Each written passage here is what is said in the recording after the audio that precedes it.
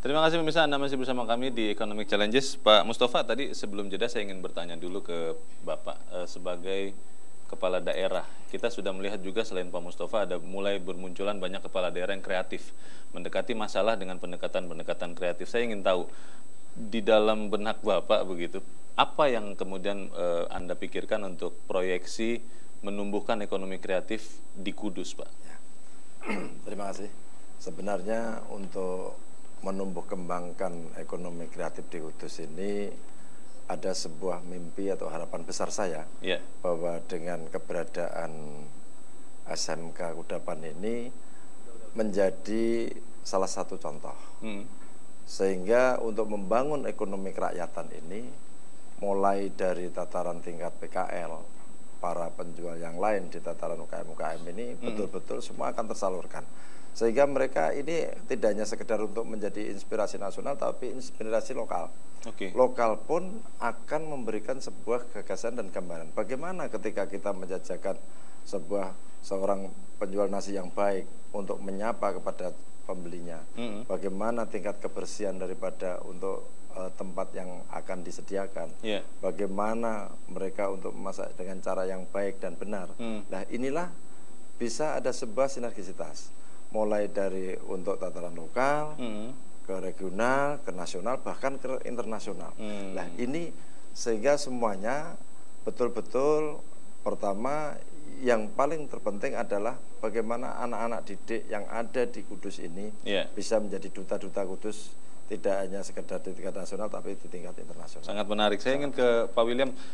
Malam ini kita beruntung Pak karena bukan hanya sekedar membicarakan makanan saja, 30 ikon kuliner tradisional itu, tapi kita juga sudah hadirkan di sini. Dan inilah yang jujur saja agak membuat saya kurang konsentrasi karena sudah melihat kelihatannya nikmat. Ada yang warna kuning ini Pak William di belakang Bapak. Nasi tumpeng itu sebetulnya ini kan sesuatu yang khas, kita sering melihat di Indonesia banyak begitu ya. Itu seperti apa Pak? Bisa dijelaskan mungkin filosofinya? Ini setahu saya bahwa memang yang kita kenal nasi tumpeng itu ada suatu prosesi, bagian prosesi dari suatu ritual. Yang ngerti itu para sesepuh untuk lahir 7 bulan dan lain sebagainya itu banyak punya makna sendiri-sendiri.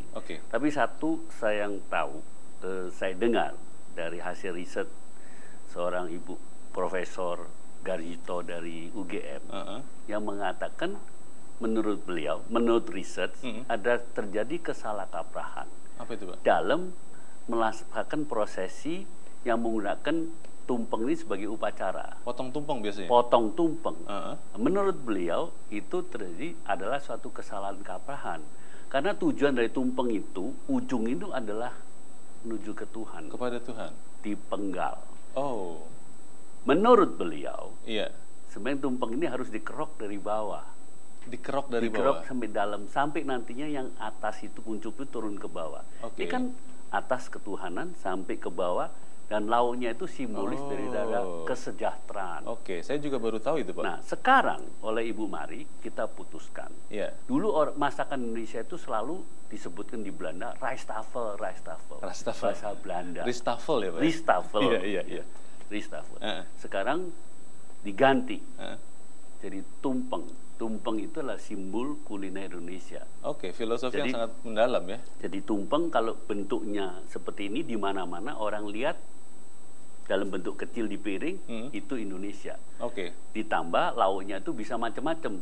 Nusantara, pilihan, atau dari Sumatera Barat, atau dari Aceh, terserah dari mana.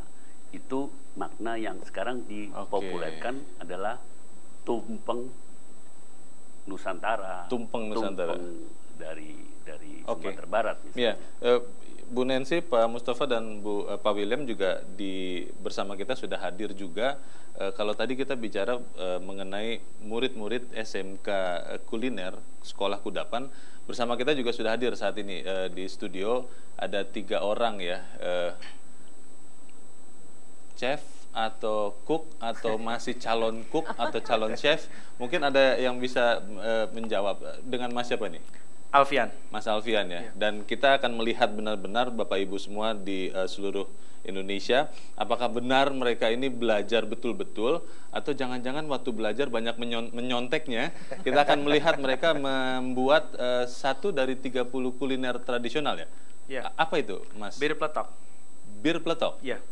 Tapi tidak ada alkoholnya ya? Tidak. Tidak ada alkohol ya. Mungkin boleh sambil dibuat. Kita ingin tahu sebetulnya Pak William apa yang membuat bir peletok ini masuk ke dalam salah satu dari 30 kuliner tradisional. Dalam satu rangkuman kuliner harus ada makanan, dipilih makanan pembuka, harus ada yang bentuk kuah, boleh soto atau sup, terus dengan lauk, juga harus ada minuman. Nah, minuman itu dipilih karena cukup populer. Nggak ada orang yang nggak kenal bir peletok. Ya. Baik, saya ingin kembali bertanya Pak William ke teman-teman ini, apa saja bahan-bahan dari bir peletok itu, teman-teman? Untuk bahan-bahannya yaitu ada kayu secang. Apa, Pak? Kayu secang. Kayu secang? Iya. Yang mana? Boleh diangkat mungkin? Yang ini. Oh, itu ya. Oke. Ya. Kemudian ada jahe. Ya, ini. Ya, kalau jahe sudah sering kita. Iya. Ada daun pandan. Iya, ini juga khas sekali di Indonesia. Ada serai. Oke. Serai ini. Serai ya? Iya. Ada kayu manis. Iya. Daun jeruk. Iya. Pala. Kemudian ada cengkeh. Kemudian ada gula. Itu untuk cara membuatnya kita campur semua. Lalu kita didihkan. Dan hasilnya seperti ini. Itu hasilnya? Iya. Warna merahnya sendiri itu dari kayu secang. Dari kayu secang menghasilkan warna merah? Iya. Rasanya seperti apa, Mas? Rasanya itu seperti kalau di Kudus wedang jahe. Oh, wedang jahe. Iya. Wedang jahe dengan rempah. Oke. Ala rempah. Baik, kalau begitu mungkin boleh dituangkan supaya kita juga boleh mencicipinya mungkin ya teman-teman ya. Tapi ya, kalau melihat apa yang sudah dilakukan ini, saya ingin ke Bu Nancy. Bu Nancy, mereka ini kan seperti tadi kata Pak William, sudah banyak yang dalam tanda petik dipesan begitu Bu. Sebelum lulus sudah dipesan oleh para pemberi kerja begitu. Apakah kemudian memang ada kerjasama tertentu antara sekolah kudapan ini dengan user-usernya? Seperti apa Bu Nancy?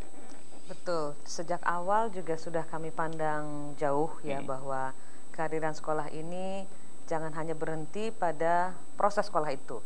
Jadi maksudnya bahwa para lulusannya itu akan membawa misi bahwa mereka pernah bersekolah di sekolah kudapan. Itu siapa yang mendukung. Tapi kami di sini bukan hanya sekedar cari nama untuk beken, tapi mereka menyadari ya namanya juga Bank Negara Indonesia ya, kami melayani negeri, kebanggaan bangsa. Tentu mereka juga merupakan generasi kebanggaan bangsa. Saya boleh izin kenapa bir peletok ini bukan bir yang bikin mabok ya.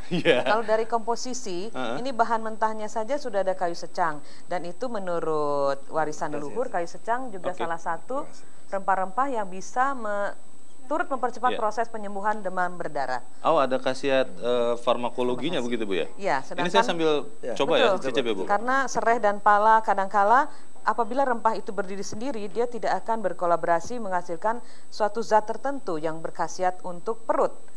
Karena kalau urusan perut, kalau dari gastronomi tentu tidak hanya dipandang sekedar mengenyangkan, tapi ada suatu proses kolaborasi senyawa kimia yang bisa berkhasiat terhadap tubuh.